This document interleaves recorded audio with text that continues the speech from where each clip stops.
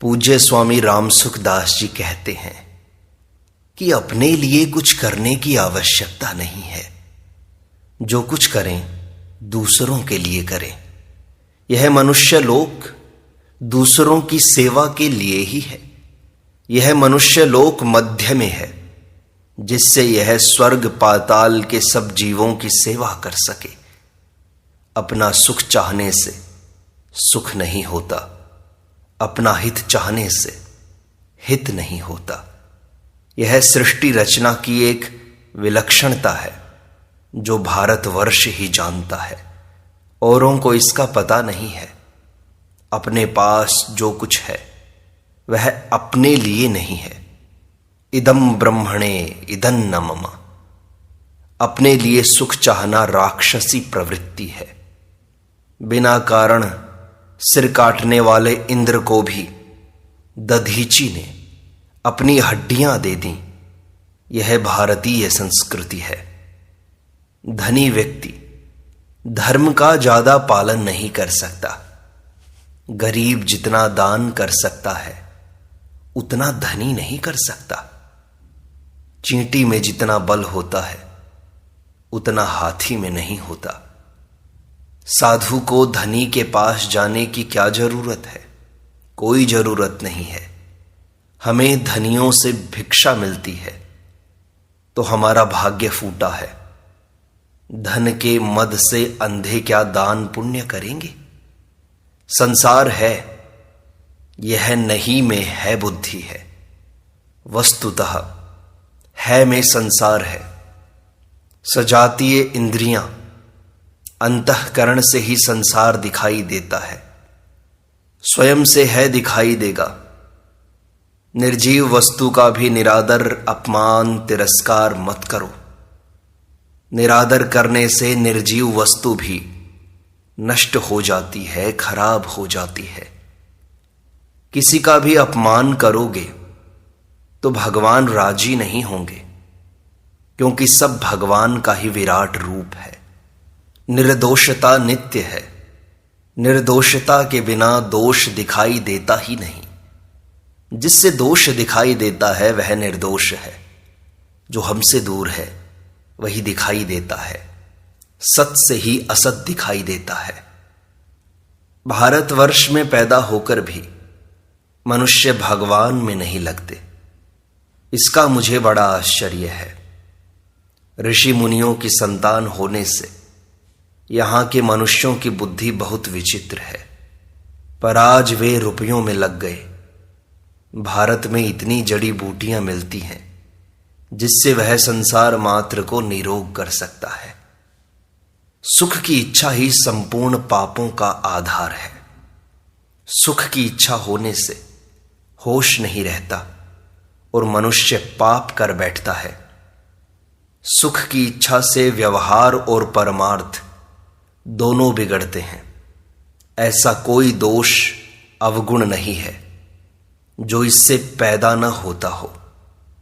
यदि वस्तु अपनी है तो क्या सदा साथ रहेगी? इस पर सोचो तो सही। अगर वस्तु अपने लिए है तो क्या उसके मिलने से हमारी तृप्ति हो गई?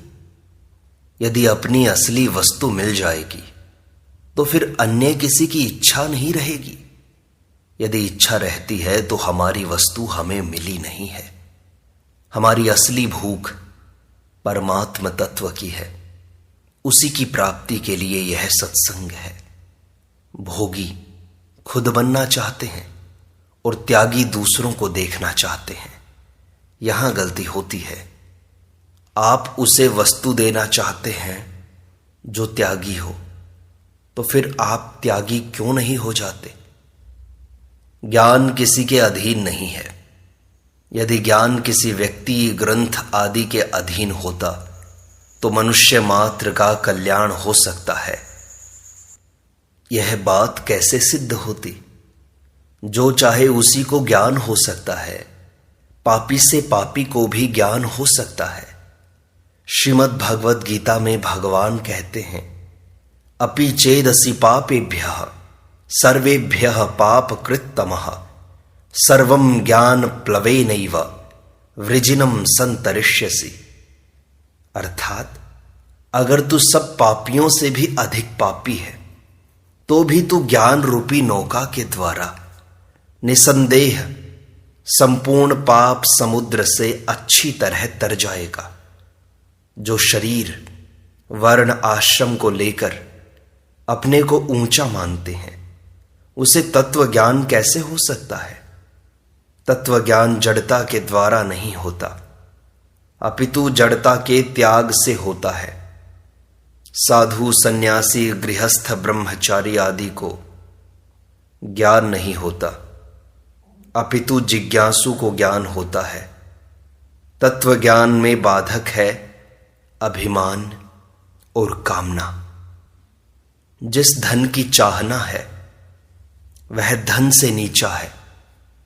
जो धन, विद्या, बल, बुद्धि, योग्यता आदि को लेकर अपने को बड़ा मानता है वह नीचा होता है। जिसकी हमें गरज होती है उससे हम नीचे हो जाते हैं।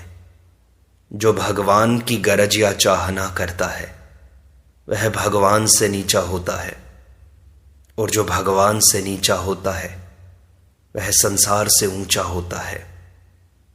भगवान किसी को भी अपने से नीचा नहीं बनाते।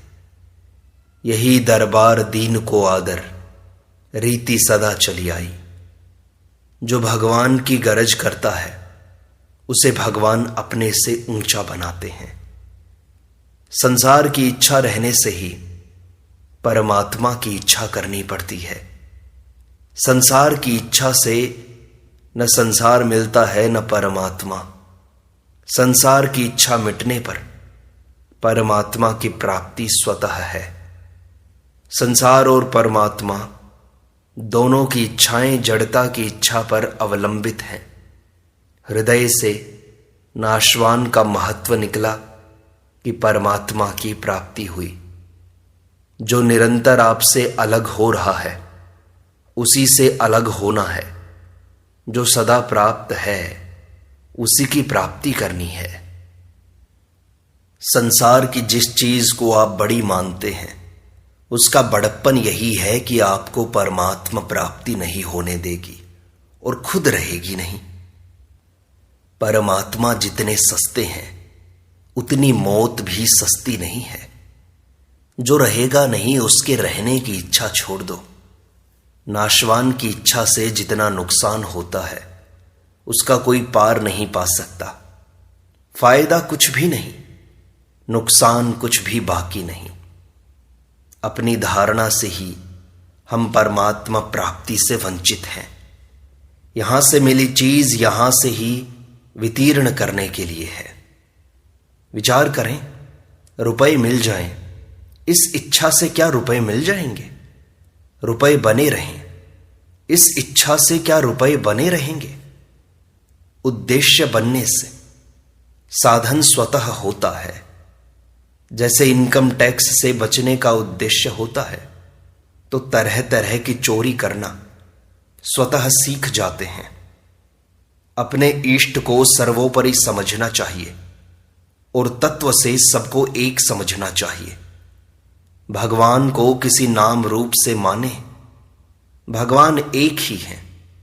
संसार मात्र का उपास्य तत्व एक ही परमात्मा है। भगवान साक्षात प्रकट हों या स्वप्न में अथवा ध्यान में प्रकट हों, वे एक ही हैं। अवस्था हमारे में है, भगवान में नहीं। भगवान सभी अवस्थाओं में है, अवस्थाएं हमारी दृष्टि में हैं। यदि है रूप से परमात्मा को ही माने तो कौन सा रूप बाकी रहा? संसार में भी है रूप से परमात्मा ही है। सत्ता रूप से केवल परमात्मा ही है। वही परमात्मा अनेक रूप से हैं। अनेक रूपों में भगवान तथा उनका लोक एक ही है। भक्त की निष्ठा रुचि से भेद होता है। साधक यही ख्याल रखे कि नाशवान का चिंतन न हो। मन में जो भी ध्यान आए उसे भगवान का ही रूप माने। ऐसा मान लें कि मन में जो भी रूप आएगा वह भगवान का ही रूप होगा, और मन जहां भी जाएगा भगवान में ही जाएगा। सब में एक परमात्मा को देखने वाला समदर्शी है। वह समरूप से परमात्मा को देखता है। वह सबके साथ यथा योग्य व्यवहार करता है, पर निरादर किसी का भी नहीं करता। उसे पूरे शरीर का आराम सह्य है, पर पीड़ा किसी भी अंग की सह्य नहीं है। गोस्वामी तुलसीदास जी ने भगवान श्री राम को बड़ा कहा, पर छोटा किसी को नहीं कहा। बड़ा कहने में दोष नहीं है, दूसरे को छोटा कहने में दोष है। अपने उद्धार और पतन में मनुष्य खुद ही कारण है। इसीलिए भगवान कहते हैं, उद्धरेदात्मना आत्मानम नात्मानम अवसादयेत आत्मैव ही आत्मनो बंधुर आत्मैव रिपुरात्मनः। अर्थात अपने द्वारा अपना उद्धार करे, अपना पतन न करे, क्योंकि आप ही अपना मित्र है और आप ही अपना शत्रु है। यदि अपने उद्धार और पतन में दूसरा कारण होगा तो उद्धार कभी हो सकेगा नहीं। वास्तव में दूसरा सुख दुख दे सकता ही नहीं। अपने ही किए हुए कर्मों के फल से परिस्थिति आती है। दूसरे को सुख देने वाला दुख देने वाला मान लेना गलती है। आपके माने बिना गुरु उद्धार कैसे करेगा? आप गुरु को स्वीकार करोगे तभी तो उद्धार करेगा ना। अनादिकाल से संत होते आए हैं, भगवान के अवतार भी अनेक हुए हैं, फिर आपका उद्धार क्यों नहीं हुआ? क्योंकि आप उनके सम्मुख नहीं हुए, आपने उन्हें स्वीकार नहीं किया। सत्संग कर्म का फल नहीं है, यह कृपा से अथवा अपने उद्योग से मिलता है। आपका अपना विचार न हो तो सुबह उठकर कौन सत्संग में आए? मनचाही किसी की नहीं होती। यदि चोर डाकू की मनचाही हो जाए तो क्या वे किसी के पास धन रहने देंगे? जो वस्तु हमारी है उसे कोई दूसरा नहीं ले सकता। जन्म मरण का कारण गुणों का संग है, वह आप ही करते हो। पाप पुण्य भी आप करते हो। विधाता पाप पुण्य का फल देता है तो कृपा पूर्वक ही देता है। संसार करने की इच्छा से संग्रह नहीं होता, फिर संग्रह की इच्छा करे ही क्यों? इच्छा न करने पर भी आने वाली वस्तु आएगी ही। सुनने वालों की श्रद्धा भक्ति से कहने वाले को शक्ति मिलती है। हिंदू धर्म एक वैज्ञानिक संस्कृति है। भगवान ने भी इसको उत्पन्न नहीं किया है, वे इसके रक्षक हैं। ऋषि भी मंत्रों के दृष्टा थे, रचयिता नहीं।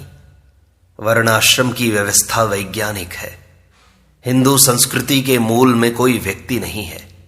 यह स्वाभाविक धर्म है, सनातन धर्म है, अनादि धर्म है। जो स्वतः सिद्ध वास्तविक ज्ञान है उसका नाम वेद है। वह ज्ञान पैदा नहीं होता। हम गणित, व्याकरण, संगीत आदि सीखते हैं तो उस विषय में हमारा ज्ञान जागृत होता है, पैदा नहीं होता। गुरु शिष्य को ज्ञान नहीं देता, अपितु शिष्य के भीतर विद्यमान ज्ञान को ही जागृत करता है। जो विचार के द्वारा न मिटा सकें उसे करके मिटा दें। इसलिए गृहस्थ में जाते हैं। नेता, गुरु और शासक तीनों अलग अलग होते हैं। नेता शासक नहीं बन सकता। जो बूढ़े होकर साधु होकर भजन नहीं करते उन पर भगवान को बड़ा क्रोध आता है। बेटा बेटी का विवाह हो जाए तो भजन में लग जाना चाहिए। कुछ करने से उद्धार होगा, यह बात सच्ची नहीं है। उद्धार स्वतः है, जन्म मरण आगंतुक है, मुक्ति स्वाभाविक है। अस्वाभाविकता को मिटाना ही है। काम क्रोध आदि हमारे अंदर हैं, यह मत मानो। इतनी ही बात है, यदि ये हमारे अंदर होते, हरदम रहते, जब तक हम रहते तब तक मिटते नहीं।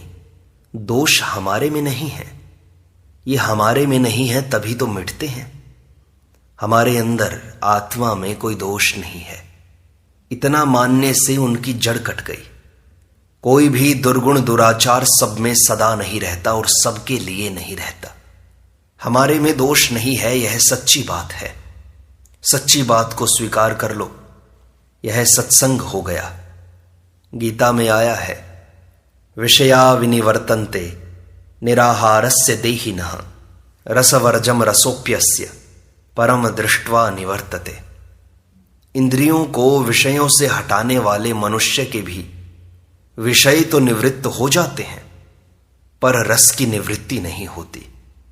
परंतु परमात्म तत्व का अनुभव होने से इस स्थित प्रज्ञ मनुष्य का रस भी निवृत्त हो जाता है, अर्थात उसकी संसार में रस बुद्धि नहीं रहती।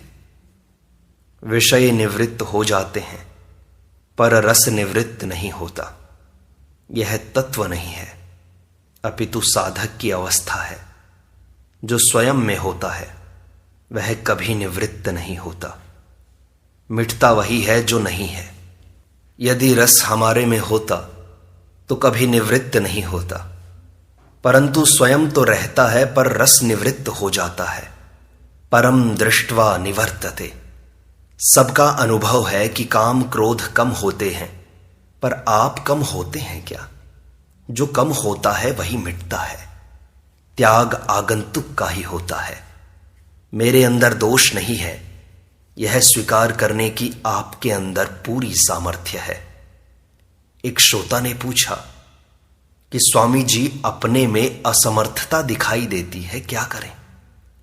स्वामी जी ने कहा, जो चीज दिखाई देती है वह आपसे दूर होती है, वह आप में नहीं है, वह आपके नजदीक भी नहीं है। जो चीज अपने में होती है वह दिखाई नहीं देती। सबके विज्ञाता को किसके द्वारा जाना जाए? हनुमान जी की तरह आप अपने सामर्थ्य को भूले हुए हैं। आपकी अपने सामर्थ्य की तरफ दृष्टि नहीं है। हनुमान जी को एक ही बात याद थी कि मैं राम जी का सेवक हूं, इसीलिए राम काज लगी तव अवतारा, सुनते ही जागृति हो गई। राग द्वेष अवस्था है, आप किसी अवस्था में नहीं रहते। कोई अवस्था आप में नहीं रहती। आप माया के, काम क्रोध के बेटे नहीं हो, अपितु परमात्मा के बेटे हो। परमात्मा के बेटे को क्या काम क्रोध दबा सकते हैं? चेला बनाने का अधिकार उस गुरु को है जो उसका कल्याण कर सके, अन्यथा तो वह उसे दंड ही देगा। संत की चरण रज का असर नहीं पड़ता, उनके भाव का असर पड़ता है। साधक का काम है असत को सत्ता देकर महत्ता न दे। महत्ता बांधने वाली है, महत्ता मिटने पर बंधन नहीं रहेगा, चिन्मयता रह जाएगी। असत सिनेमा की तरह है, उसमें संसार तो चित्र की तरह है और परमात्म तत्व पर्दे की तरह।